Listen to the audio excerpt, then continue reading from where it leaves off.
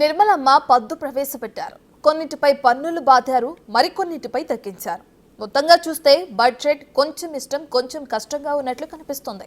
ఇప్పుడు బడ్జెట్ మొత్తంపై ఓ లుక్కేస్తే చాలా వస్తువుల ధరల్లో మార్పులు రానున్నట్లు క్లియర్ కట్గా అర్థమవుతుంది. ఇంతకీ ఈ పద్దు లెక్కల తర్వాత ఏ వస్తువులపై ధరలు పెరుగుతాయి, ఏ వస్తువులపై ధరలు తగ్గుతాయి అనే విషయాలను చూద్దాం.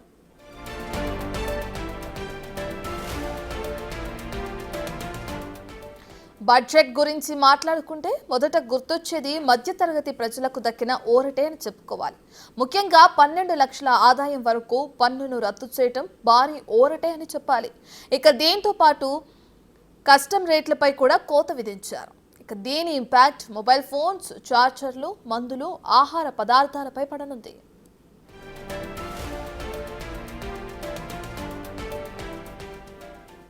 ముఖ్యంగా బంగారం, వెండిపై విధించే కస్టమ్ డ్యూటీని 6% వరకు తగ్గించింది కేంద్రం.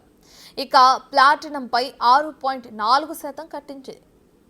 అంతేకాదు ఫెర్రో నికెల్, బ్లిస్టర్ కాపర్పై బేసిక్ కస్టమ్ డ్యూటీని ఎత్తివేయాలని ప్రతిపాదించింది.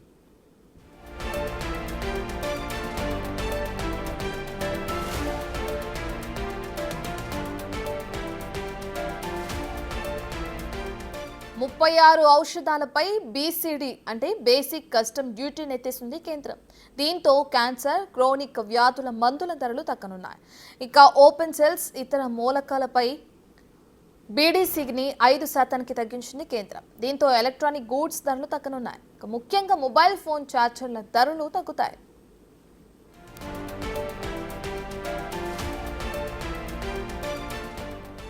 క్రిటికల్ మినరల్స్ అంటే లెడ్, జింక్తో సహా 12 మూలకాలు, కోబాల్ట్ పౌడర్, కోబాల్ట్ వ్యర్థాలు, లిథియం అయాన్ బ్యాటరీలపై బేసిక్ కస్టమ్స్ డ్యూటీని తెస్తుంది. అంతేకాదు ఈవీ బ్యాటరీల తయారీకి కావాల్సిన ఇతర గూడ్స్, మొబైల్ ఫోన్ బ్యాటరీలను తయారు చేసే 28 ఇతర గూడ్స్ ధరలు కూడా తగ్గనున్నాయి.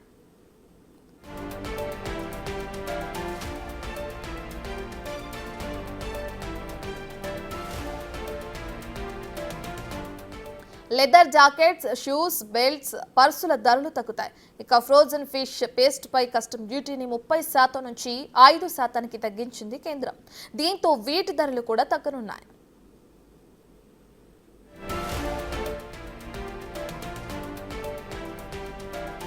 ఇవి తగ్గేవి. ఇక పెరిగే వాటి లిస్ట్ చూస్తే ఇందులో ముఖ్యంగా దిగుమతి చేసుకునే వస్తువులు ఉన్నాయి.